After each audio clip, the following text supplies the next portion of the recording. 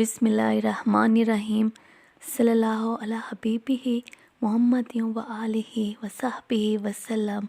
अस्सलामु अलैकुम।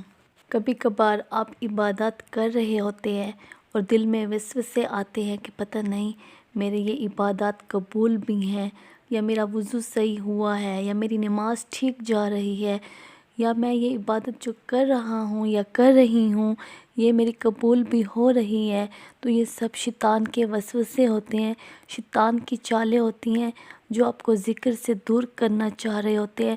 वो आपके साथ गेम खेलता है और आपके दिल में दीन के लिए कोई गुमान ले आता है कि आप ये जो पढ़ रहे हो या पढ़ रही हो ये ठीक नहीं है। ये जो कुछ भी आपके जहन में उस वक्त ख्याल आते हैं ये सब शैतान की तरफ से लाए हुए होते हैं। आपने उन वसवसों में नहीं पड़ना बल्कि अपनी इबादत को और भी ज़्यादा बढ़ा देना है।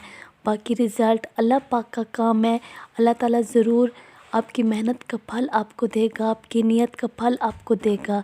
ये अल्लाह पाक का इंसानों के साथ वादा है। लेकिन फिर भी जब आप मुसलसल इबादत कर रहे होते हो, अपनी नमाज़ों को वक्त के साथ पढ़ते हैं, अपनी इबादत का अपना पूरा हक़ अदा कर रहे होते हैं, लेकिन फिर भी आपके मसाइल, इतनी परेशानियाँ, इतनी टेंशनों से आपकी ज़िंदगी भरी पड़ी होगी, कोई रास्ता आपको नज़र नहीं आ रहा होगा, तो आप इस्तग़फ़ार पढ़ें, इस्तग़फ़ार को अपनी ज़िंदगी में शामिल करें।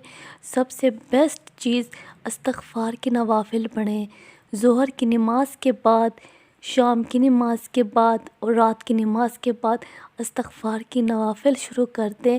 अपने अल्लाह के लिए अपना कोई भी काम बीच में ना रखें कि मैं अपने गुनाहों की माफ़ी मांग रही हूँ या मांग रहा हूँ और मेरा ये मसला हल हो जाए।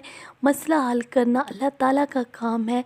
आप सिर्फ़ अपने गुनाहों की माफ़ी मांगें ताकि अल्लाह ताला का कुर्ब हासिल हो आपको। अपने जहन में ये बात भी रख लें कि अगर आपका कोई दोस्त या आपकी बहन भाई या कोई भी ऐसे आपके रिलेटिव्स या कुछ भी हैं जो आपको तकलीफ़ देते हैं और फिर जब आपको जो तकलीफ़ दे रहे होते हैं उस पर शर्मिंदा होकर आपको सॉरी बोलते हैं तो आपके दिल से उसके लिए सारी नफ़रतें ख़त्म हो जाएंगी।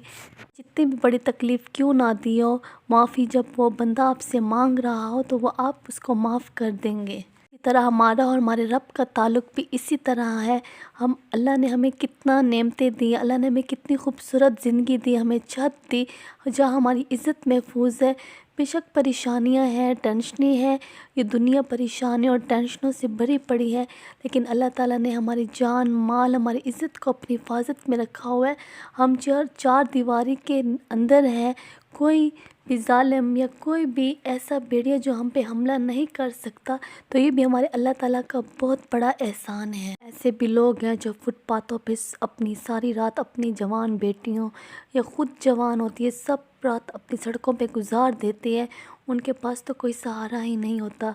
हम अपनी छोटी छोटी बातों पर अपने अल्लाह का एहसान अदा करते हैं, लेकिन हम फिर भी अपने रब की नाफरमानी करते हैं। हम अपने रब के अहकाम को नहीं सुनते, उनके अहकाम की अताअत नहीं करते। हर बंदा अपने दिल में ये सोचे आराम से कि हम कितने फर्माबरदार हैं अपने अल्लाह के। ज़ीरो। हम उसकी फर्माबरदारी में ज़ीरो हैं। हमारे रब के हमारे ऊपर जितने एहसान हैं ना, तो फिर हम सारी ज़िंदगी भी उसकी किसी भी एहसान का बदला नहीं चुका सकते। हम नाफरमानी करते हैं। सबसे बड़ी नाफरमानी जो है, हम अल्लाह के बंदों को दुख देने वालों में से हैं। हम तकलीफ़ देते हैं, ऐसी कोई बात हो जाती है तो फिर हम इंसान गुनाहों का पुतला हैं। हम अपने गुनाहों की अल्लाह ताला से जब माफ़ी मांगेंगे, हमारे ऊपर से गुनाहों का जब बोझ हटेगा तो हमारा दिल को सुकून होगा, हमारा दिल नरम सा हो जाएगा। हम अल्लाह के बंदों को जो तकलीफ़ देते थे, हमारे लिए उनके दिलों में भी मोहब्बत आ जाएगी और उनके दिलों में भी हमारे लिए मोहब्बत आ जाएगी। आप सिर्फ़ अल्लाह ताला से अपने गुनाहों की माफ़ी मांगे, बख्शिश मांगे, अल्लाह ताला आपके सारे रास्ते आसान कर देगा। इस्तग़फ़ार का ज़िक्र कुरान में बार बार आया हुआ है कि इस्तग़फ़ार करो, तुम्हारी ज़िंदगी आसान, तुम्हारे लिए रिज़्क़ के दरवाज़े खुल जाएंगे, तुम्हारी सारी परेशानियां ख़त्म हो जाएंगी। अल्लाह ताला से जब हम अपने गुनाहों की बख्शिश करते हैं, अपने गुनाहों की माफ़ी मांगते हैं, तो ये सबसे खूबसूरत अमल होता है। अपने गुनाहों पे शर्मिंदा होना, خود کو دنیا کے خیالوں سے، اپنے مسئلے مسائلوں کو اپنے دماغ میں مت لائیں۔ جو آپ کام کر رہے ہیں صرف اسی پہ فوکس دیں، اپنے کسی بھی مسائل، کسی بھی پریشانی کو سامنے مت رکھیں۔ سب سالو کرنے والا اللہ تعالیٰ کی ذات ہے۔ اللہ تعالیٰ نے آپ کو استغفار کرنے کی توفیق دی ہے۔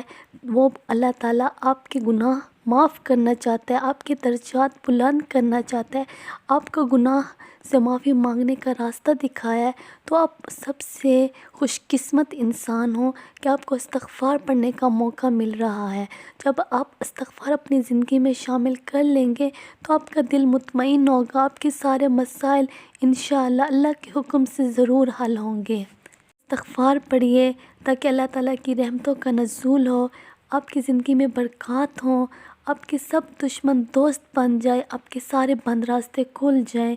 انشاءاللہ سب کی زندگیوں کو اللہ تعالیٰ خوشیوں سے بھر دے۔ جن کی اولاد نہیں ہے اللہ تعالیٰ انہیں اولاد کی نعمت سے نوازے۔ یہ اللہ تعالیٰ کا وعدہ ہے۔ آپ جب عمل کرتے ہو تو اپنے عمل میں اپنے کاموں کو، اپنے مقصد کو ذہن میں نہ رکھے، صرف خالص اپنے اللہ تعالیٰ کی محبت کے لیے، اپنے اللہ تعالیٰ کے دین کی محبت کے لیے اور اپنے پیارے محمد صلی اللہ علیہ وآلہ وسلم کی محبت میں اپنا عمل کرو۔ چاہے وہ درود شریف ہے، چاہے استغفار ہے، نماز بھی پڑھتے ہو صرف اللہ ہی کے لیے پڑھو۔ سامنے اللہ ٹھہرا ہے، آپ اس کے سامنے نماز پڑھ رہے ہو، جھک رہے ہو، بڑی خوبصورت طریقے سے نماز پڑھیں۔ اپنی نماز پہ فوکس دیں، اپنے تسبیحات پہ فوکس دیں، اپنے ورڈس پہ فوکس رکھیں۔ باقی کوئی پریشانی اپنے ذہن میں نہ لائیں، سب پریشانی اللہ تعالیٰ خود سالو کریں گے انشاءاللہ۔